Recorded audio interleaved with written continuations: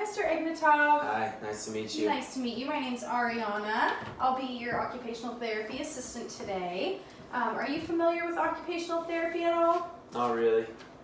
Okay, so occupational therapy is a form of rehabilitation where we help you either develop, recover, or maintain the skills necessary to perform daily life activities. So I understand you've had a little trouble day to day with some of those things. So I am here to help you, give you some skills and tips that will help you get back to being as independent as you can. Okay.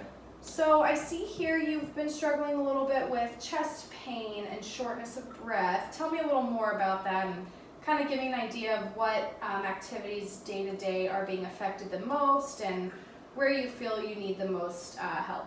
So I've just been having some trouble getting around the house, specifically cooking in the kitchen, bending over to get my pots and pans.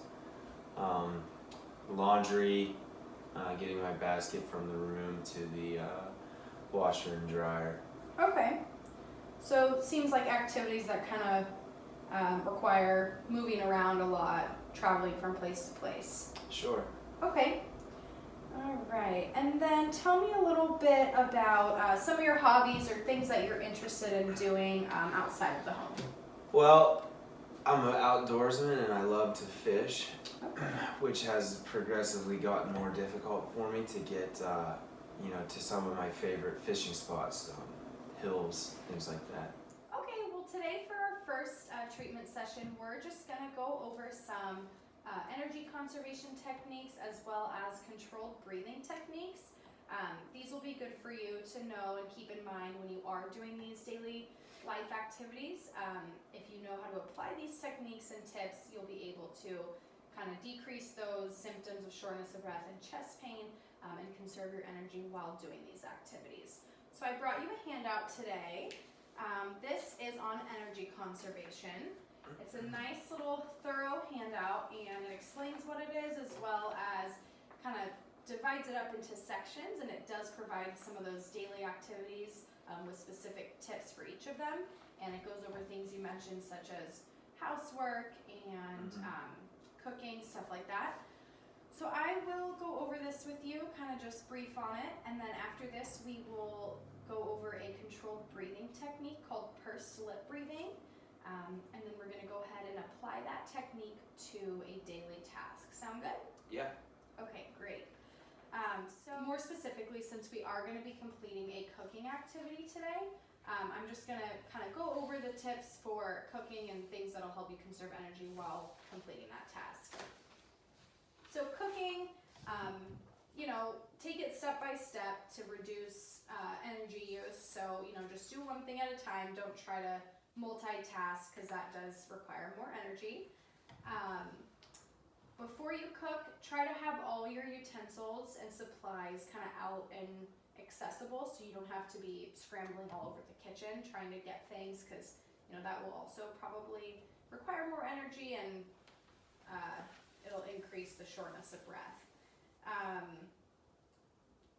Other things to keep in mind are using electronic devices to help. So instead of maybe using a whisk, you can use a electronic one to go ahead and conserve more energy there. And other little things like maybe using paper plates so you don't have to use the energy on doing dishes afterwards. You can just toss it, saves you some time. Does that make sense? Yeah. Okay, cool. Okay, so next we're gonna go over a controlled breathing technique called pursed lip breathing. Pursed lip breathing is very beneficial for people who do experience shortness of breath. It keeps your airways open longer and it eases your breathing. So, it's something that will help when you are having an episode of shortness of breath, but it is also preventative. So to be practicing this, it's recommended to practice 4 to 5 times daily until it kind of becomes second nature for you. It'll strengthen your lungs and it improves your breathing patterns because it releases the old air and allows for new air to move into the lungs. So this technique will be very useful for you. So the first thing you need to do is just kind of relax your neck and your shoulders. Make sure you're really relaxed. That's key before we start the technique. And what you want to do is you want to breathe in for 2 seconds, and you're going to count. I'm going to have you count on your hand just so we can be sure. And you want to keep your mouth shut while you are doing this. So you're going to breathe in for 2 seconds, and then you're going to breathe out very slow and controlled for 4 seconds with your lips pursed, kind of like you're whistling. So Okay. so it looks like this. So you're going to breathe in and purse your lips and breathe out.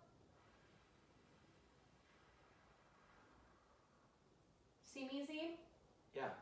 Okay, cool. So I'm going to have you just demonstrate that back to me. That way make sure you understand properly how to do it. There you go. Okay. Shoulders look good.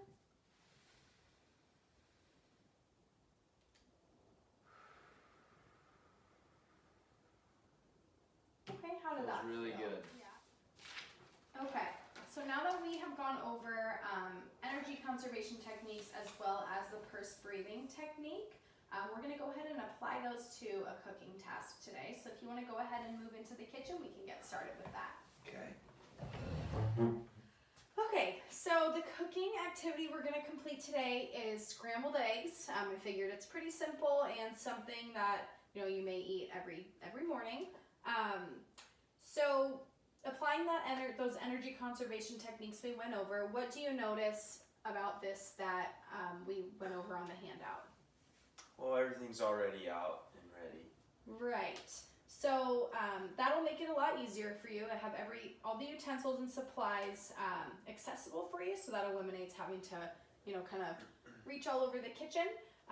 So you have everything you need there. So go ahead and get started, and keep in mind if you do start to feel fatigued or short of breath, that pursed lip breathing technique that we went over. Just remember to kind of use that when needed. Okay. Let me know if you need any help.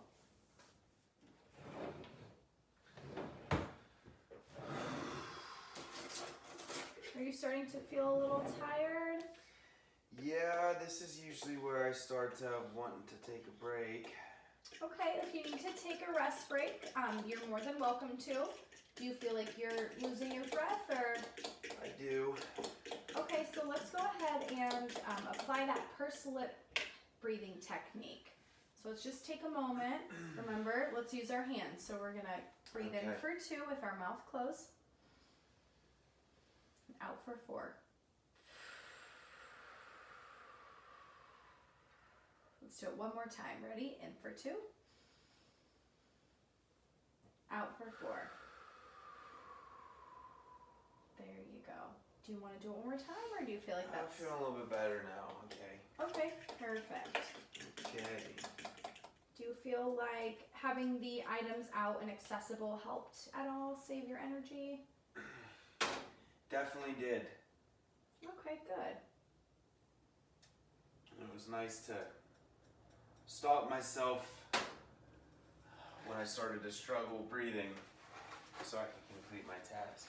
Okay, good. I'm glad that the breathing technique is beneficial. So go ahead and finish, you can go ahead and finish cooking, and then we'll kind of go over what we talked about today and what we'll go over in future sessions. Does that sound good? Sounds good to me. All right. Do you feel like you have a good understanding of the things that we went over today, the energy conservation techniques as well as the pursed lip breathing? I do, and it was a lot simpler than I thought, and I can't believe I didn't think of it myself. That's okay.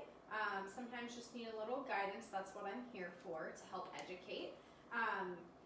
Yeah, so great job today. Do you have any questions for me? I don't. Okay. Great. So, next few times we get together, we'll go ahead and apply these techniques to different daily life activities, and we'll go ahead and build those lungs up so we can eventually get you to being as independent as possible. I'm looking forward to it. All right, it was nice to meet you, Mr. Thank you. Ikatov. Have a wonderful day. You too.